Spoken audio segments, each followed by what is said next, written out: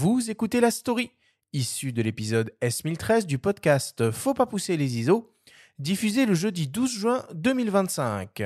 La Story vous est présentée cette semaine par Fujifilm et sa gamme d'appareils photo série X, des boîtiers légers et compacts, intuitifs et réactifs, conçus pour tous les usages.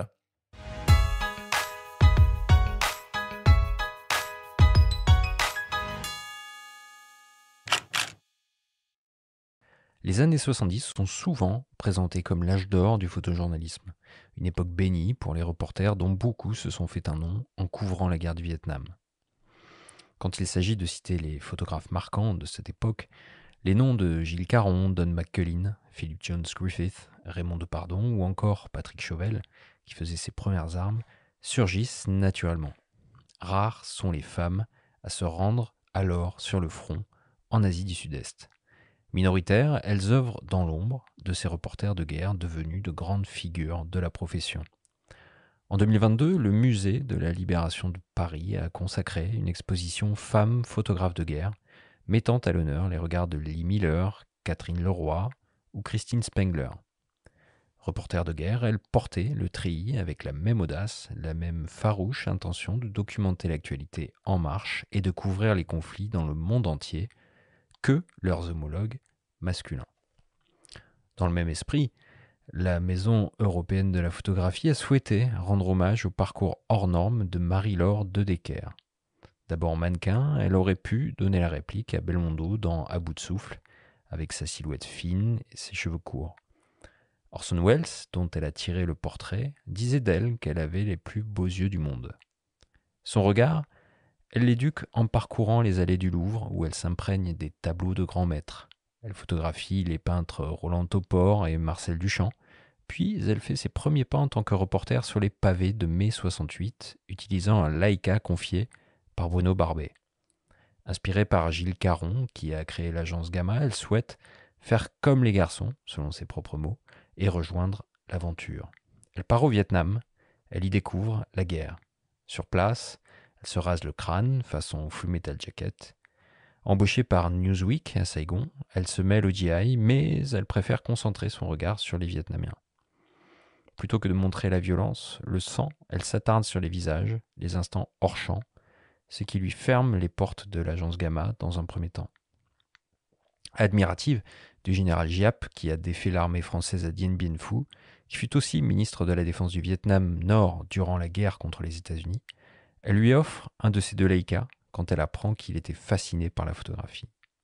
Par la suite, elle se rend au Tchad, dans le massif du Tibesti, un pays qui la marque profondément, au Chili, en Afrique du Sud, en proie à l'apartheid.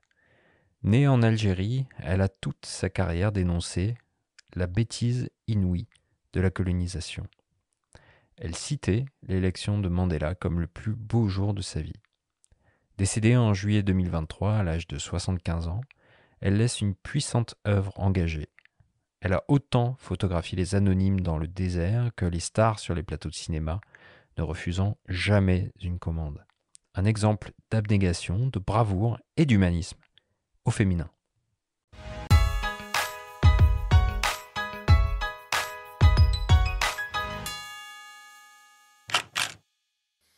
Benjamin, j'ai quand même la sensation que de nos jours, le métier de photojournaliste se féminise un petit peu plus. On en a quand même reçu plusieurs à ces micros au cours des 5 dernières années. Oui, en tout cas, c'est peut-être une sensation qu'on peut avoir puisque nous, on vit pleinement cette époque. Comme tu le dis à juste titre, on a reçu par exemple Laurence G ou Véronique de Viguerie, qui sont des reporters de guerre confirmés et régulièrement publiés. Ça, c'est très clair. Moi, quand je commençais à m'intéresser vraiment à la photo, et notamment à la guerre du Vietnam ou aux années 70, qui est un peu l'âge d'or du photojournalisme, c'est surtout les travaux de Don McCullin ou Gilles Caron ou d'un Depardon qui revenait le plus souvent. Et j'ai découvert au travers du coup de cette exposition le travail de Marie-Laure de Decker, et j'ai été assez estomaqué par non seulement la qualité, mais en fait, la variété de son œuvre. Elle a couvert exactement les mêmes conflits, elle était aux mêmes endroits, avec un regard un petit peu différent, un peu décalé, parfois un peu moins sensationnel, un peu moins violent. Et c'est peut-être ce qui l'a pénalisé, en tout cas c'est ce qu'elle explique, parce qu'elle n'est pas rentrée tout de suite dans l'agence Gamma. Et en tout cas, j'ai trouvé intéressant de découvrir ce travail-là, même sur le tard. Et ça fait écho, là je fais une petite passerelle par rapport à la thématique de l'émission d'aujourd'hui, avec l'œuvre de Viviane Mayer qui est à l'honneur du dernier album de Reporters sans frontières, j'en parlais la semaine dernière, dont le travail a aussi été découvert sur le tard, même post-mortem en ce qui la concerne, puisque la plupart même des images qu'elle a commises ont été développées, la majorité de ces pellicules ont été développées après sa mort. Donc c'est toujours bon aussi de remettre en lumière, de révéler des travaux, quelle que soit l'époque, et d'avoir l'occasion, la chance de pouvoir les observer. Mmh. Toi, Laurent, qui as touché à beaucoup de styles ou de types de photographie dans ta carrière, est-ce que tu t'es déjà essayé au photoreportage? Peut-être pas de guerre, évidemment, c'est un cas un peu à part, un peu extrême, mais est-ce que tu as déjà essayé cette écriture-là? Alors, je m'y suis forcément frotté comme tout photographe. Enfin, je pense qu'il faut toucher un peu à tout, de toute façon, dans notre métier, pour bien trouver sa voie. La guerre, non, pas du tout. J'adore mon métier, mais j'irai pas risquer ma vie pour ça. Alors, je l'ai plus vécu avec une caméra qu'avec un appareil photo. Ok.